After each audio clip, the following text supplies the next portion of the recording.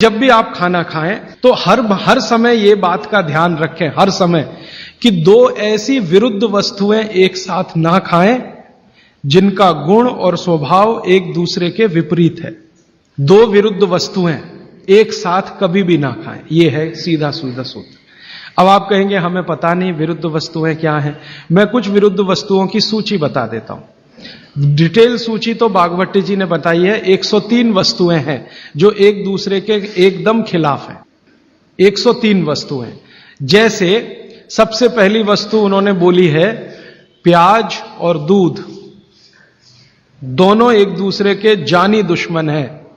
दूध और प्याज साथ में खाया तो 20 बीमारियां आने ही वाली हैं। सबसे ज्यादा बीमारियां आएंगी त्वचा की।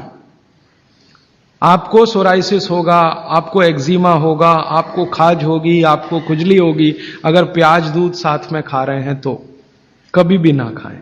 इसी तरह से वो कहते हैं कि कटहल को क्या कहते हैं? कटहल समझते? Jackfruit. दूध और जैक फ्रूट कभी ना खाएं, दोनों एक दूसरे के जानी दुश्मन। और दूध और ऐसा कोई भी फल साथ में ना खाएं जो सिट्रिक एसिड प्रधान है। सिट्रिक एसिड आप समझते हैं? संतरा, मौसम्मी, नारंगी, अंगूर, खट्टी चीज। एक खट्टी चीज तो आपकी बनाई हुई है, एक खट्टी चीज भगवान की बनाई हुई। तो भगवान की बनाई हुई खट्टी चीज है, दूध के साथ जानी दुश्मन है।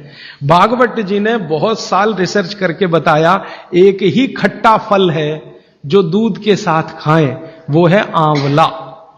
आंवला, आंवला ही एक फल है, खट्टा है, सिट्रिक एसिड भरपूर मात्रा में है, विटामिन सी भरपूर मात्रा में है, कैल्शियम उसमें भरपूर है। यही एक फल है जो दूध के साथ जरूर खाएं। बाकी कोई फल जिसमें खट्टापन है वो दूध के साथ ना खाएं। आम भी, आम अगर खट्टा है तो दूध के साथ ना खाएं, मीठा है तभी खाएं। आम और दूध की दोस्ती बहुत जबरदस्त है, लेकिन खट्टे आम की दूध से दोस्ती नहीं है। मीठा आम, एकदम मीठा आम, पका हुआ आम, उसी को दूध के साथ खा सकते हैं। एक और उन्होंने गिना है।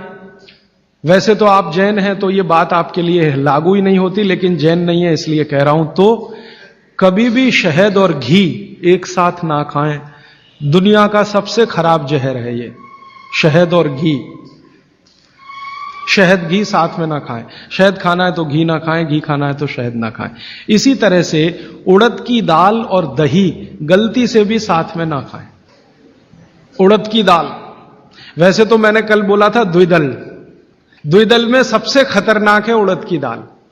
उड़द की दाल के बारे में जितनी भी रिसर्चेस भारत में हुई हैं वो ये कहती हैं कि ये दालों की राजा है, इसलिए ये अकेला ही खाएं। इसके साथ दही नहीं खा सकते। उड़द की दाल के साथ, दालों की राजा है, राजा अकेला ही रहता है ऐसा कहा जाता है। तो कहते हैं उड़द की दाल भरपूर खाएं, मना नहीं है, लेकिन अकेली खाएं।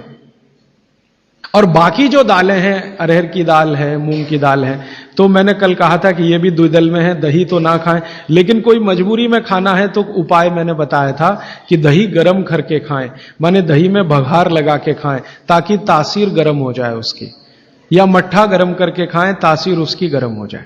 लेकिन मेरी आपको विनम्र विनती है, उड़द की दाल के साथ तो बिल्कुल ना दही खाएं, ना मट्ठा खाएं, बघारा हुआ भी नहीं खाएं। भागवत जी कहते हैं कि चलेगा ही नहीं। मैंने इस पे मेरे अपने शरीर पे एक्सपेरिमेंट किया। मैंने एक दिन कहा कि चलो खा के देखते हैं। भागवत जी ने कहा ना खाएं, खा के देखें क्या होता है शरीर को। तो मैंने खाने से पहले मेरा ब्लड प्रेशर चेक किया, और उड़द की दाल खाने के बाद दही खाया और फिर ब्लड प्रेशर चेक किया, तो मेरा ब्लड प्रेशर 22 से 25% बढ़ा हुआ था। फिर मैंने सोचना शुरू किया कि रोज रोज अगर मैं ये खाने लगूं उड़द की दाल और दही उड़द की दाल, तो 100% 6-8 महीने में हार्ट अटैक आ ही जाएगा। इसका मतलब माताओं बहनों से हाथ जोड़कर निवेदन है, दही बड़ा कभी भी नहीं, क्योंकि दही बड़ा में उड़द की दाल का बड़ा अगर है तो दही बिल्कुल नहीं। अगर आपको दही बड़ा खाना ही है तो मूंग की दाल का बड़ा है। दही बघार कर या मट्ठा बघार कर आप ले सकते हैं। उड़द की दाल का बड़ा अगर बनाया है तो दही के साथ तो गलती से भी नहीं। उड़द की दाल का बड़ा सीधे चटनी से खा सकते हैं, दही से नहीं।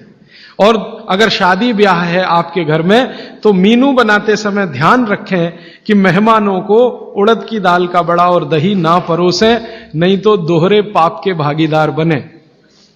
आप अपना तो नाश करेंगे या आने वालों का भी नाश करेंगे। और अतिथि देवता है, उसको जहर ना खिलाएं। तो ऐसी एक सूची है। मैंने तो आपको 4-5 चीजें बताई हैं, विस्तार से आप पुस्तक में देख सकते हैं।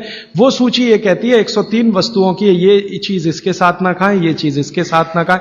तो भागवत जी कहते हैं 2 विरोधी चीजें साथ में ना खाएं। और वो कहते हैं कि अगर आपने ये सूत्र धारण कर लिया तो जिंदगी भर आप निसंकोच बिना किसी रोग के जीवन बिता सकते हैं।